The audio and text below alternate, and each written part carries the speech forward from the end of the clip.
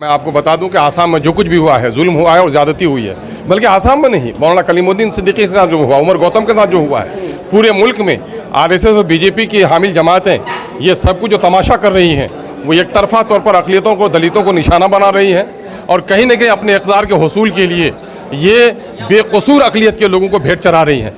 कलीमुद्दीन सिद्दीकी साहब हों, आसाम इनक्रोचमेंट हटाने में ये तमाशा हो जाएगा और उसके बाद लाश पर यह बर्बरियत, तो जंगल का दरिंदा भी शर्माता होगा इन दरिंदों को देखकर। और जो कुछ कलीम सिद्दीकी साहब के साथ हुआ है, कलीम सिद्दीकी साहब इतने बेहतर इंसान, हिंदू मुस्लिम एकता और देश के अमन व अमान के लिए काम करने वाले आदमी, उसको भी नहीं बख्शा। ये दहशतगर्दी के नाम पर ये हुकूमती दहशतगर्दी है, ये बीजेपी की दहशतगर्दी है कि चुन चुन कर अक़लियतों को निशाना बनाकर गैर मुस्लिम वोटों को मुत्तहिद करने और यूपी के अपनी तमाम तर नाकामी को छुपाने और यूपी की गद्दी को हासिल करने के लिए वो अपने शिकार के तौर पर इस्तेमाल कर रहे हैं। मैं इसकी कड़ी मजम्मत करता हूँ। इस तरह जमीयत ने कहा है कि कलीम साहब जो है उनके सहयोग के लिए हर तरह से उनका योगदान रहेगा, तो मजलिस का क्या योगदान? मेरे लीडर ने बड़ी पुरजोर उसकी वकालत की है। हम लोग हर तरह से धरना, प्रदर्शन, जो लड़ाई कानूनी चाराजोई होगी, सब में कदम ब कदम साथ हैं। बल्कि मैं कहूँगा कि एक साहब ने कहा था, सामने में जुल्म हो रहा है, चुप बैठोगे तो अगला निशाना खुद बन जाओगे। आज कलीम सिद्दीकी के लिए नहीं, बल्कि इस मुल्क के आइन के तहफ़्फ़ुज़ के लिए, हर कस को अपनी हिफाजत के लिए, और ये उलमा निशाना बनाए जाते हैं। 1857 की तारीख याद होनी चाहिए कि 1857 की तारीख में सबसे ज़्यादा अगर शहादत किसी ने दी थी, शामली के मैदान का ज़र्रा ज़र्रा निचोड़ोगे तो वहाँ खून निकलेगा। पूरे मुल्क में शहादत दी थी तो उलमा ने दी थी। उलमा ने तख्त व ताज के लिए नहीं, वजारत के लिए नहीं, बल्कि उलमा ने यह देखा कि अंग्रेज़ों के कदम तादेर यहाँ बाकी रह गए तो हिंदू का बच्चा राम को भूल जाएगा, मुसलमानों का बच्चा रहमान से बेनियाज हो जाएगा। राम की आस्था और रहमान के अकीदे की हिफाजत करने वाले ये उलमा आज निशाना बना रहे हैं। जो लोग राम का नाम लेकर के रावण का काम कर रहे हैं वो कभी देशभक्त नहीं हो सकते।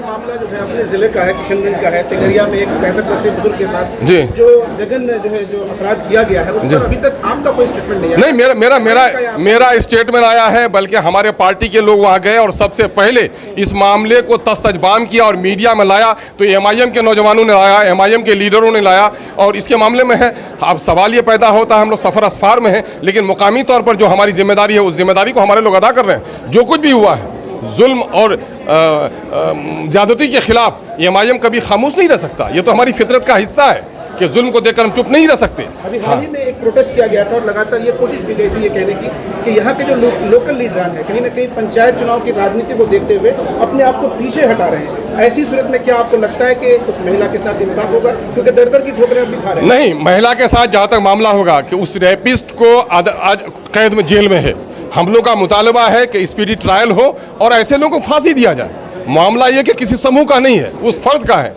ना, और वो फर्द अगर कसूरवार है तो वो जेल के सलाखों में है। हम लोग का जो मुतालबा है, हम हुकूमत बिहार से हम लोग का मुतालबा है, चाहे यहाँ का मामला हो, गुलनाज जलाई गई या सरोवर का मॉब लिंचिंग हुआ, उस मामले में तो एमआईएम ने ही बात उठाया। बल्कि मैं दावे के साथ कहता हूँ कि इस वक्त अक़लियतों के मसाइल हो या उर्दू के मसाइल हो, कोई भी एमआईएम के अलावा कोई सियासी पार्टी नहीं बोल पा रही है। ये हमारा फरीज़ा है। दिल्ली में ओवैसी साहब के आवास पर जैसे ही हमला होता है तो ओवैसी साहब की तरफ से ये अपील की गई है कि साहब हमारी सुरक्षा, हमें सुरक्षा दी जाए, तो क्या प्रदेश अध्यक्ष अख्तरुज्जमान साहब को भी सुरक्षा महसूस कर रहे हैं इस तरह की? अब मैं ये कहूँगा कि देखिए, हमारी सुरक्षा का क्या मामला है। देश में न जान लोगों की तहफ़्फ़ुज़ में है, न माल तहफ़्फ़ुज़ में है, न इज़्ज़त और आबरू है। बल्कि मैं तो ये कहूँगा, जान, माल, इज़्ज़त, आबरू, बल्कि इस देश के सरहद से भी ज़्यादा इस मुल्क के आइन के तहफ़्फ़ुज़ की ज़रूरत है और आइन का तहफ़्फ़ुज़ नहीं हो रहा है। ये जो कुछ भी हो रहा है वो हिंदुस्तान के सेकुलर आइन के रूह के ख़िलाफ़ हो रहा है।